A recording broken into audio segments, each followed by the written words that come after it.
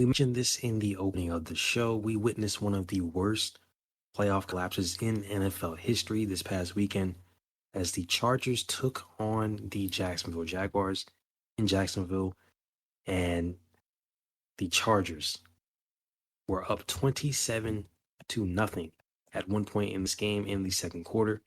They ended up losing to the Jaguars 31 to 30.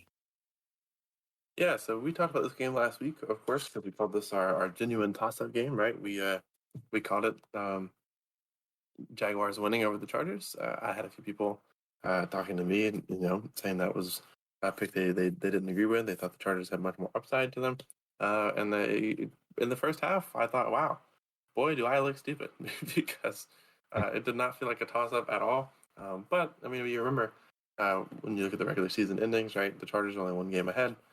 Jacksonville did win that first game, but they just came out and they did probably one of the worst things you can do in a playoff game, and they turned the ball over a lot. When I say they, I mean Trevor Lawrence was giving out donations, four interceptions in the first half, 3 in the first quarter.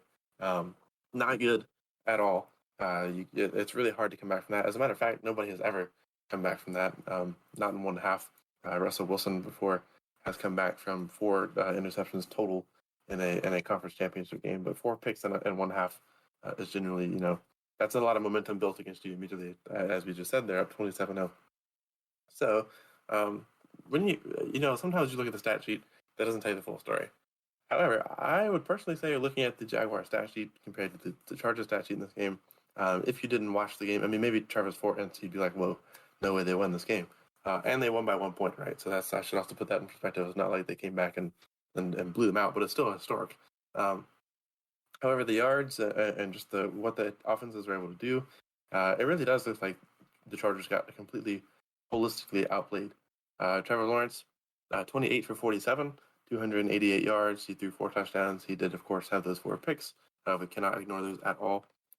Travis Etienne, 20 carries for 109 yards. Evan Ingram, the big tight end, leads in receiving with 93 yards and a touchdown. Christian Kirk gets 78 yards, a touchdown. Zay Jones, 75 yards and a touchdown. Marvin Jones, 30 yards and a touchdown. Really spreading the love there on that one. For the Chargers, and this is really where the problem is, right? We think about how they scored all those points, and it really comes down to Trevor kept handing them the ball.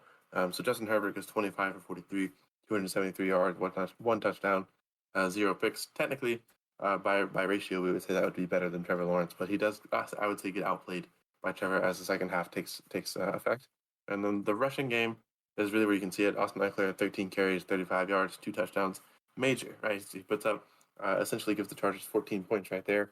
But when you break that down, he's got 13 carries for 35 yards. That's not what you want out of one of the top backs in the league right now, right? We look at this guy, some people look at this guy as one of the most proficient backs in the league. And this is the problem with Austin Ekeler sometimes, is you get games like this, honestly, more frequently than you probably should, out of a top-tier running back where he just kind of really goes nowhere yard-wise. And it's not like the Chargers weren't using the running game, but they just couldn't get anything going. Josh Kelly carries 7 times, only gets 20 yards.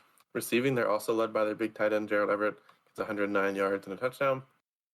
But Keenan Allen, 61 yards, no touchdown, and we drop heavily from there as Josh Palmer is next in line with 31 yards. There's really not much going on for the Chargers on offense. It feels like there wasn't much air there, and that's because a lot of their scoring didn't have to go far. When they were forced to cover the field, it didn't really work out for them either. So they essentially, that's all Jacksonville had to do, right? You come out at halftime, you just have to stop turning the ball over. You've already scored 1 time at the end of the half, right? So now it's 27-7. I know what a wonderful picture that is. But the formula is just stop giving them the ball where they can score on you immediately, and you can probably choke their offense because they don't seem to be having a really good and proficient day, and that's what Jacksonville does. They don't get the ball back to the Chargers deep in their own territory, and they're able to essentially strangle the Chargers offense, get the ball back over and over again, and run the score up. Doug Peterson called an incredible play with Travis Etienne towards the end of the game that allowed him to get a first down and he got 25 yards on a play where they really just needed to get 1 and they win the game. But he went really far, gave Riley Patterson quite the easy field goal to kick them into the next round. And yeah, I mean, this is just what I feel like who the Chargers are. They're going to look really good at some points, but I feel like a collapse is destined with an offense that just doesn't really perform as well as people kind of hype him up to. And that's nothing against Justin Herbert, by the way. I'd like to, in my large critique here of this Chargers offense, I think Justin Herbert is like a shining star in a field of like kind of dull stars, right? Nobody on the Chargers offense is bad. They all play really good. Sometimes Herbert is like always fighting for his life, and he just has these offensive weapons that decide certain days I'm out, and deciding in the second half of a game where you're up 27-7 and you could go home if you somehow blow that lead. That I'm out.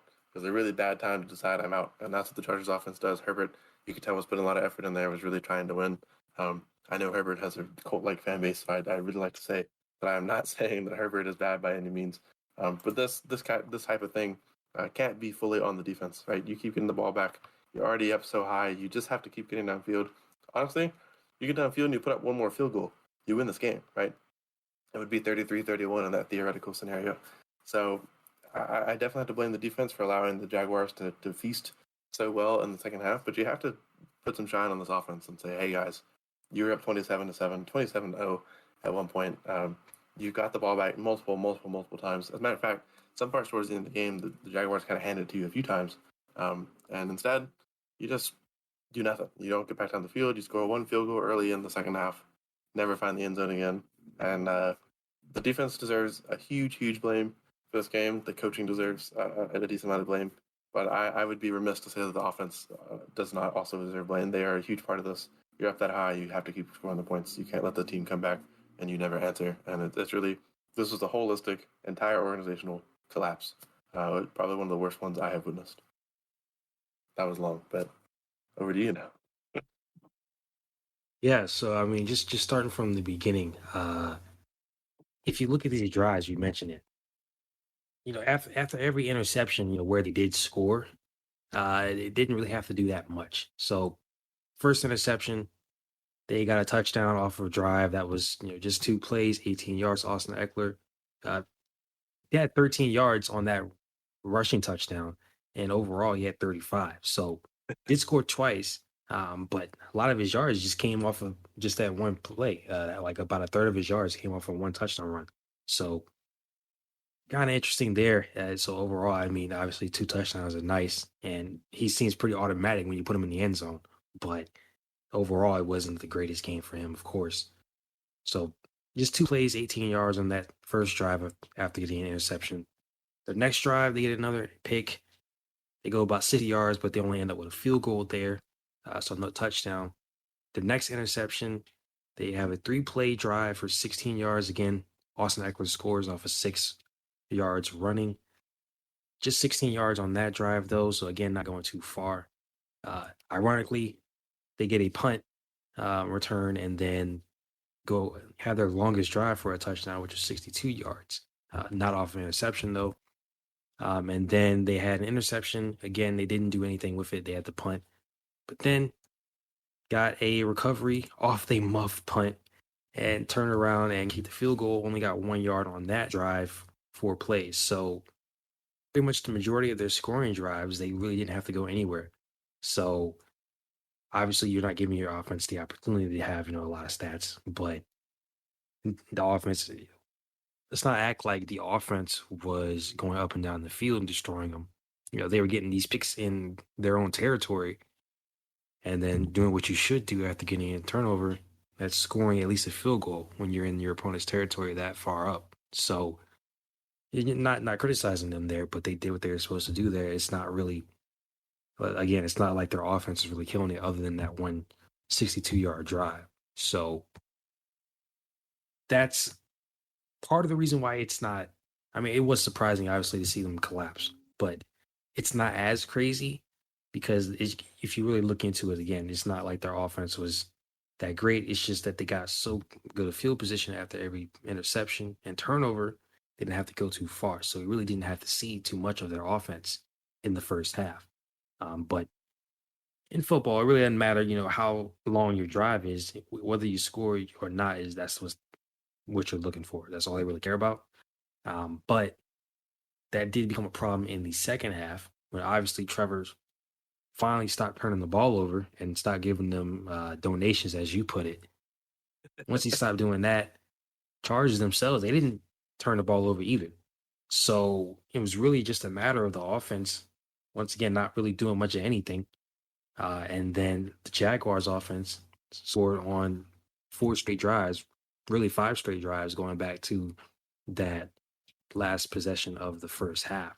So yeah, it's not on one or the other there in that scenario. It's on both. Offense, you only scored a field goal in the second half. You had a missed field goal after a decently long drive, but only putting up 3 points after you had 27 in the first half, regardless of how long your drives were to get those points. Can't do that. On the other hand, the defense, you only allowed seven in the first half, and then you turn around and you allow 24 in the second.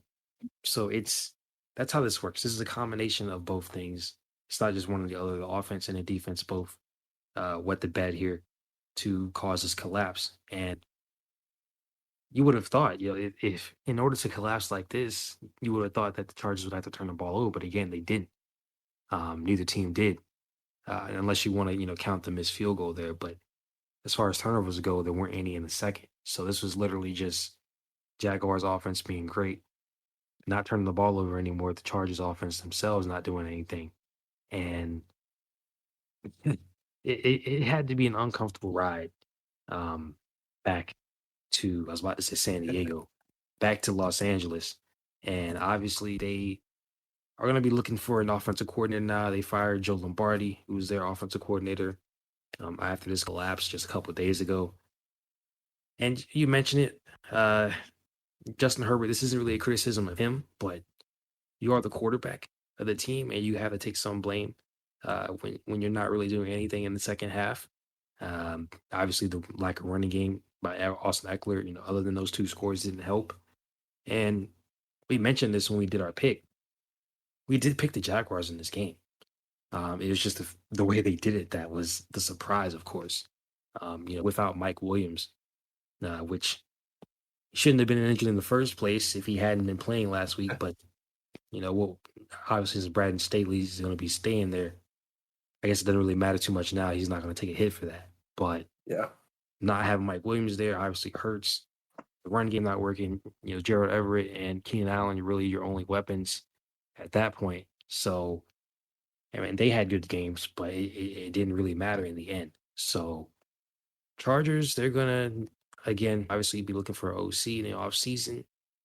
And both the offense and the defense, once again, they're going to have to bear the brunt of this for what happened. Yeah. One final thing I think I mentioned. I had a pretty long rant against the Chargers here. Joey Bosa's unfortunate conduct penalties can't happen. Yeah. His anger, for especially for the missed hold, I completely get it. You're in a playoff game. The energy shifting. It looks like you're going to go home, and that's a clear hold. It has to be called, right? I get that for sure, and I get the anger, but you can't go crazy for it. He threw his helmet down. Brandon Staley picked it back up and was like, "Chill out," and he threw it down again. That's an easy flag. The other one, of course, I have no idea what he said, but he walked up to a ref and said something, and the ref looked essentially like, "What did you say?" And I think Joey doubled down, and boom, there's another flag. I mean, one of those gives the Jaguars an easy 2-point conversion, and when you look at the fact that they won by one, you strip that away and we get an overtime. If it goes to overtime, I don't think the Chargers win. To be fair with you, with how the game was going, but at least you have a better situation for your team if it does end up being a tied scenario instead of a 1-point win. I think at least you have another shot. Not that you did much of it in the second half, but those types of penalties, no matter how much tension's there, no matter how much emotion is building up, you can't do that. You have to be a more disciplined player. And I first I feel like I thought he came out and was understanding of that. But then I saw another thing yesterday with him coming out, kind of criticizing the refs. You can't do that either. But anyone can watch that game and be like, yes, they missed a hold, but you acted like a buffoon. I mean, you can't do that. Um, Great player. Had some missteps. Obviously, the whole defense did in the second half. But yeah, I mean, missing a tackle or getting burnt for a touchdown is bad, and it's no better to have some kind of penalty like that against you, where you essentially give the other team any points, including if it's just one extra point, than it would have been. Look at the final score, where they won by 1 point. So I know Joey Bosa's not going to be feeling happy about that. He's a keystone, a cornerstone to that team. He's not going anywhere. His job is fine. He's a great player, and he can build from that. but he's got to look at this in the future, and got to just kind of calm down. You can't be like that. So, and I hope that the rest of the league can kind of look at that too and take notice. You don't want to see that, even as a football fan. Somebody who wanted the Jags to win, I in no way wanted to see it. Didn't get called for unsportsmanlike conduct because Joey Bosa lost his mind, and give the Jaguars a free point. It's football though. That's fair football. That's how it goes. But yeah, in the future, Chargers got to get more discipline on that. We just had Derwin James eradicate somebody a few games back. The defense has got to tone it down a little bit as we move into the future. Yeah, and that's not even a lot of people, of course, will be like the league is soft. We talked about the Derwin James hit before. The Derwin James hit deserved to be ejected. Joey Bosa's two anger moments deserve to be unsportsmanlike fouls. It's not a soft league. You can't do stuff like that. And I think as a NFL fan base, we can come through and agree on that. And I would think Chargers fans could as well.